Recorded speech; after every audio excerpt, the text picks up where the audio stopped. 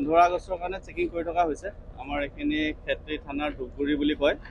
তো আমাৰ ক্ষেত্ৰী থানাখন যেহেতু চিটিৰ এণ্ট্ৰি পইণ্ট, তো আমাৰ এইখিনিতেই মানে গোটেই আমাৰ নাইট ছুপাৰ আৰু ডে ছুপাৰবোৰ যিবোৰ আপাৰ আছামৰ পৰা আহে মেইনলি, সেইবোৰ ভালদৰে আমাৰ গোটেই মানুহৰ লাগেজ আৰু ডিকিবোৰ চেক কৰা হয়। আৰু সৰু গাড়ী বা কমাৰ্চিয়েল ভেহিকুল সকলো ধৰণৰ গাড়ী আমি টাইম লৈ চিফ্ট হিচাপে আমি চেকিং কৰি আছোঁ 15 আগষ্টৰ কাৰণে।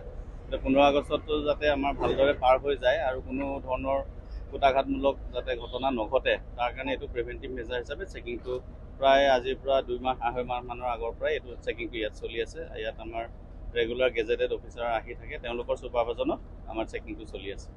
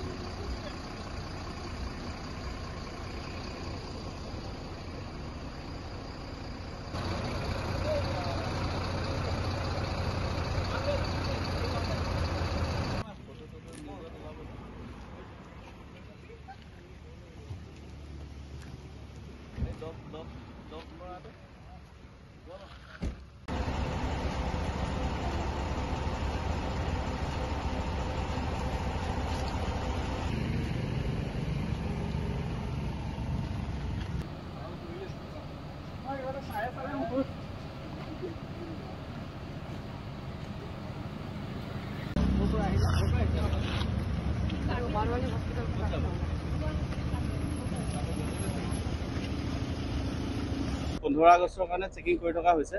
আমাৰ এইখিনি ক্ষেত্ৰী থানাৰ ধূপগুৰি বুলি কয়। তো আমাৰ ক্ষেত্ৰী থানাখন যিহেতু চিটিৰ এণ্ট্ৰি পইণ্ট, তো আমাৰ এইখিনিতেই মানে গোটেই আমাৰ নাইট ছুপাৰ আৰু ডে ছুপাৰবোৰ যিবোৰ আপাৰ আছামৰ পৰা আহে মেইনলি, সেইবোৰ ভালদৰে আমাৰ গোটেই মানুহৰ লাগেজ আৰু ডিকিবোৰ চেক কৰা হয়। আৰু সৰু গাড়ী বা কমাৰ্চিয়েল ভেহিকুল সকলো ধৰণৰ গাড়ী আমি টাইম লৈ চিফ্ট হিচাপে আমি চেকিং কৰি আছোঁ 15 আগষ্টৰ কাৰণে। 15 আগষ্টতো যাতে আমাৰ ভালদৰে পাৰ হৈ যায় আৰু কোনো ধৰণৰ কুটাঘাতমূলক যাতে ঘটনা নঘটে, তাৰ কাৰণে এইটো প্ৰিভেণ্টিভ মেজাৰ হিচাপে চেকিংটো প্ৰায় আজিৰ পৰা 2 মাহ 2.5 মাহ মানৰ আগৰ পৰাই এইটো চেকিংটো ইয়াত চলি আছে। ইয়াত আমাৰ ৰেগুলাৰ গেজেটেড অফিচাৰ আহি থাকে, তেওঁলোকৰ ছুপাৰভাইজনত আমাৰ চেকিংটো চলি আছে।